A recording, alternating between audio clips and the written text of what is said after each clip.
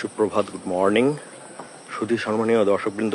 এই মুহূর্তে রয়েছি একদম ভাঁসাপোলের ঠিক পাশেই। আর দেখতে পাচ্ছেন যাতায়াত একদম স্বাভাবিক নর্মাল, তবে কালকের তুলনায় কিছুটা হালকা জলটা বেড়েছে এবং ভাঁসাপোলের যে দৈর্ঘ্য কিছুটা হলেও বেড়েছে।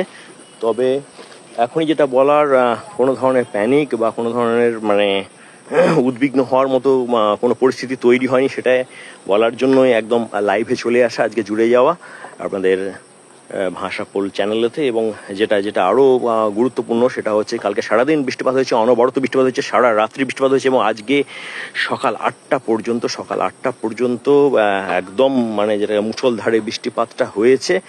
তবে গুরুত্বপূর্ণ যেটা সেটা হচ্ছে যে পশ্চিমের জেলাগুলো, বিশেষ করে আমাদের বাঁকুড়া পুরুলিয়াতে কতটা বৃষ্টিপাতটা হয়েছে তার উপর নির্ভর করছে আমাদের ঘাটালের বন্যা পরিস্থিতি তৈরি হবে বা হবে না, তার উপর নির্ভর করছে।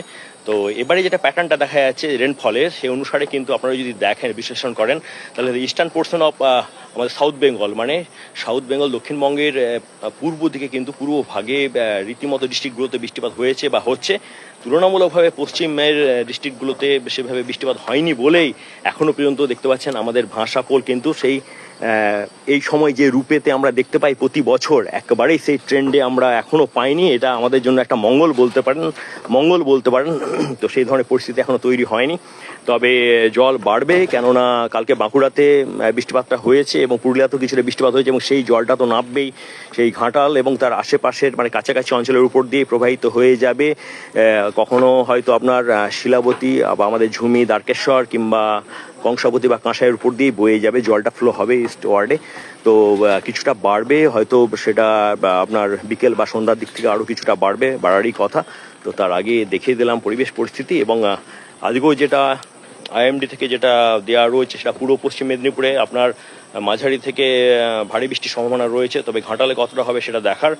আর হলুদ সতর্কতাও রয়েছে বেশ কিছু ডিস্ট্রিক্টে। তবে পুরুলিয়া বাঁকুড়ায় সেভাবে বৃষ্টিপাত হওয়ার কথা নয়। আজকে তথ্যটা আপনার সঙ্গে শেয়ার করছি। তো মোটামুটিভাবে আইএমডি থেকে যে তথ্যগুলো দেওয়া হয়, ওয়েদার ম্যাপ, আমরা সেগুলো মোটামুটি দেখে আপনাদের সামনে তুলে ধরার চেষ্টা করি, যদিও খুব ভ্যারিয়েবল করে। আবার যেটা বলছি, ওয়েদারের যে প্যারামিটারগুলো রয়েছে টাইমের সঙ্গে সঙ্গে, সময়ের সঙ্গে সঙ্গে। আর দেখতে পাচ্ছেন মোটামুটিভাবে কালের তুলনায় হালকা একটু জল বাড়া। আবার বলছি, কোনো ধরনের উদ্বিগ্নর জনিত কোনো পরিস্থিতি তৈরি হয়নি ঘাটালের আশেপাশে। তবে ওই সাঁকোগুলো অলরেডি ভেঙে গেছে, শুধু মনসুকা সাঁকোটা এখনও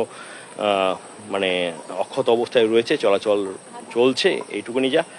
তো বন্ধুরা জুড়ে থাকবেন এবং ফলো করবেন ভাঁসাপোলকে। তো এই পর্যন্তই। আবার কিন্তু বৃষ্টিপাত হবে এবং আরেকটা ওয়ার্নিং যেটা দিয়েছে আইএমডি থেকে, সেটা হচ্ছে ওকেশনালি বজ্রবিদ্যুৎ, ঠান্ডা স্ট্রম হতে পারে, অকেশনালি বজ্রবিদ্যুৎ সহ বৃষ্টিপাতটা হতে পারে। তো এখন দেখতে পাচ্ছেন মোটামুটিভাবে সূর্য উঠেছে এবং গরমটাও খুব পড়েছে। তবে রীতিমতো যেটা হচ্ছে জলীয় বাষ্পটা রয়েছে, হিউমিডিটির পরিমাণটা বেশি, যার কারণে পরিস্থিতি যেটা যেটা বলে অস্বস্তিকর পরিস্থিতি আমরা অনুভব করছি।